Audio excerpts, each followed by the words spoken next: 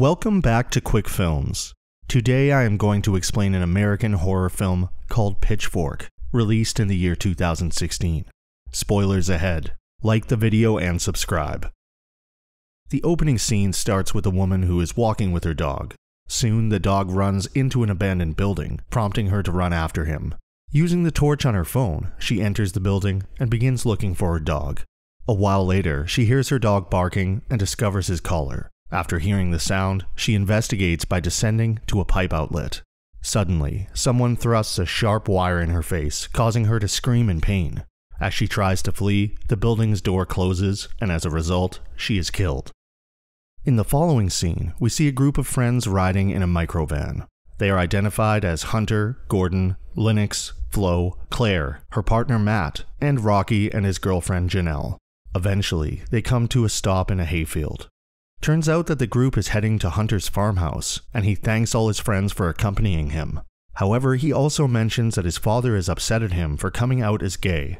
Hearing this, his friends become supportive and start consoling him. Meanwhile, Hunter explains that people in small towns are different from those in big cities, and he thinks that his dad is concerned about what people will think of him for having a gay son.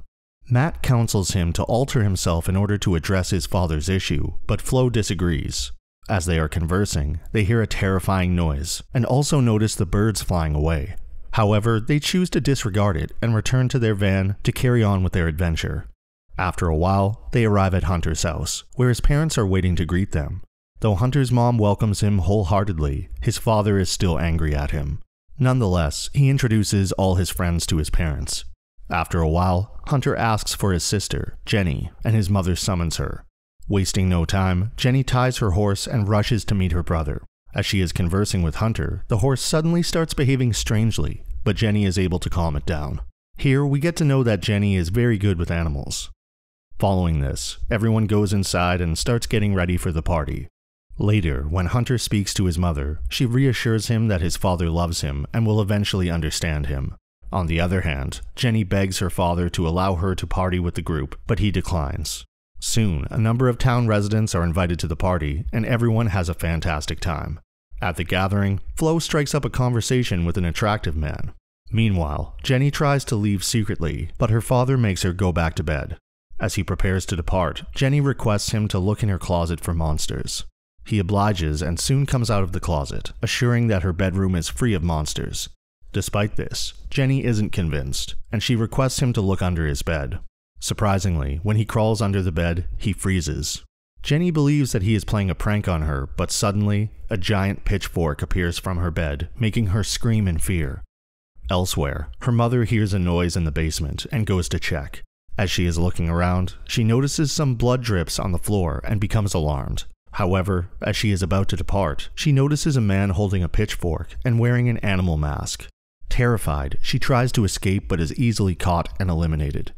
In the following scene, Lennox approaches Matt while he is smoking outside. She reveals that she is attracted to him, and soon, they engage in physical intimacy. Meanwhile, as Claire is looking for Matt, she bumps into Gordon and strikes up a conversation with him. Gordon admits that he is baffled as to why she is still with a playboy like Matt, but Claire simply ignores the comment.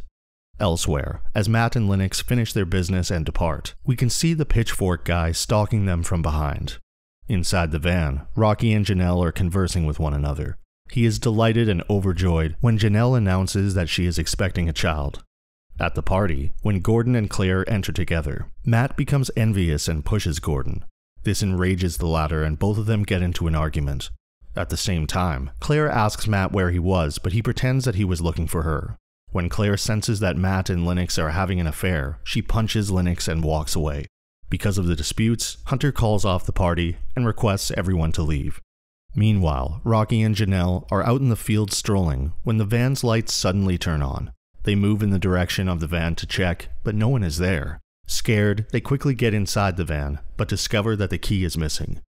Just then, they spot the same pitchfork man and immediately flee into the woods. Being the good partner that he is, Rocky instructs Janelle to escape while he stays behind to fight the pitchfork guy with a knife. He then hides behind a tree and waits for the killer to arrive. As soon as he hears a sound, he swings his knife, but accidentally ends up killing Janelle. Following this, the pitchfork killer comes at him from behind and takes him out. On the other hand, Claire storms into the house and starts packing her stuff. Just then, she sees someone passing by outside the room. She checks outside cautiously and discovers blood in Jenny's room. Terrified, she immediately runs downstairs and explains the entire situation to Hunter, who in turn phones the cops for help. After this, Claire runs into Matt, Gordon, and Lennox and tells them everything. The group is stunned at the revelation, so they plan to escape. Unfortunately, they find out their van is missing. With no options left, Matt and Gordon decide to look for the van, leaving Lennox and Claire behind. Sensing the opportunity, the killer shows up and throws an axe at the girls. However, Gordon notices the threat and puts himself on the line. As a result, he gets stabbed and eliminated. Elsewhere, Flo departs after spending some romantic time with the attractive man. On her way back to the house, she passes by the Pitchfork man and compliments his costume. Initially, the Pitchfork man becomes happy, but when Flo starts insulting him, he becomes enraged. As a result, he begins to pursue her. When Flo tries to hide in the fields, the Pitchfork man finds her and stabs her to death. He then drags Flo to the same place where he kept his other victims. Meanwhile, a couple of police officers show up at the scene and begin their investigation. Later, the man with the pitchfork visits the location where he had been keeping Hunter's father and Jenny. As the killer approaches her father, Jenny begins to speak politely to him in an effort to persuade him to spare her father. Initially, the weirdo becomes enraged, but after Jenny uses her excellent animal communication skills, he calms down. Suddenly, someone makes a sound outside and the killer rushes to inspect it. Meanwhile, Hunter spots his lifeless mom and friends and starts crying. When he enters inside, he discovers his father unconscious and severely hurt. Hunter wakes up his father, and in an emotional moment, the latter mentions that he loves his son a lot. However, he also pleads with Hunter to finish him off, as he has no chance of escaping. Hunter disagrees at first, but when his father asks him to man up, he stabs him and puts an end to his misery. Elsewhere, we can see that the Pitchfork man has killed both the policemen. Following this, Hunter saves his sister, and the two of them take off. However, as soon as they leave the place, the Pitchfork man drags Hunter back to the barn. Hence, he decides to engage the monster so that his sister can escape. In the following scene, Hunter is shown unconscious and laying down amid some bones. A few moments later, he regains consciousness, and at the same time, Matt, Claire, and Lennox all show up. As they are analyzing the place, the Pitchfork man suddenly shows up and drags Lennox away. As a result, Hunter advises his friends to rescue Lennox while he distracts the killer. Soon, he sets his plan in motion, and the killer goes after him. In the meantime, Matt tries to convince Claire to leave Lennox, but the latter doesn't listen. Left with no choice, Matt assists her in freeing Lennox, but the poor girl is badly restrained by the wires. Adamant on saving her friend, Claire rushes to get cutting equipment, while Matt stays behind. Just then, the Pitchfork guy arrives there, and instead of defending Lennox, Matt runs away. He then approaches Claire and lies to her that Lennox has been eliminated. Soon the duo prepare to leave, but suddenly, they overhear Lennox's scream, as she is being killed by the Pitchfork guy. This enrages Claire, and she calls Matt a coward. After some time, Claire and Matt run into Hunter, but they are again captured by the Pitchfork man. This time, Matt makes the decision to engage in combat. Therefore, he orders his friends to run away. Sadly, he is of no match, and the killer easily overpowers and eliminates him. Meanwhile, Hunter and Claire decide to reach the nearest house for help. When they arrive at the Hollister family's home, they are welcomed inside. The duo explains everything to Mr. Hollister, but the latter doesn't trust them. The house also looks unusual and weird, and this triggers a feeling of insecurity in Claire. She asks Hunter to leave, but he replies that they have no other choice. Moments later, Mrs. Hollister comes over to them and offers them some drinks. Sadly, the drinks are spiked, and when the duo drinks it, they pass out. Before Hunter loses consciousness, he recognizes the Pitchfork man and identifies him as his childhood friend, Ben. Later, when Hunter and Claire regain consciousness, they discover that they are shackled to the chair.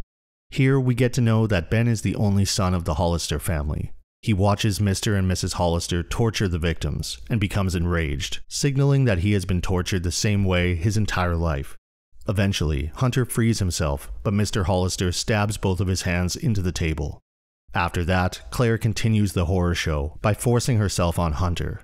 After she is done, she orders her husband to finish Hunter. As Mr. Hollister prepares to eliminate Hunter, Jenny arrives in the nick of time and shoots Mr. Hollister in the hand. Hunter then stabs Mr. Hollister in the head and finishes him off. This angers Mrs. Hollister, and as she is about to take out Claire, Ben attacks her from behind and kills her. In the next scene, Jenny, Hunter, and Claire try to leave the area, but Ben starts following them. Surprisingly, Jenny utilizes her skills to control Ben and explain to Hunter and Claire that Ben is simply terrified and lonely. Despite Jenny's efforts to calm him down, Hunter and Claire seize his neck chain and hang him up in an effort to kill him. The following morning, as the trio is strolling down the road, Ben, who is surprisingly alive, rushes to attack them with his pitchfork. Just when he is about to pounce, Jenny swiftly turns back and tells him to stop, and he complies. The movie ends as Jenny orders the Pitchfork Man to take his own life.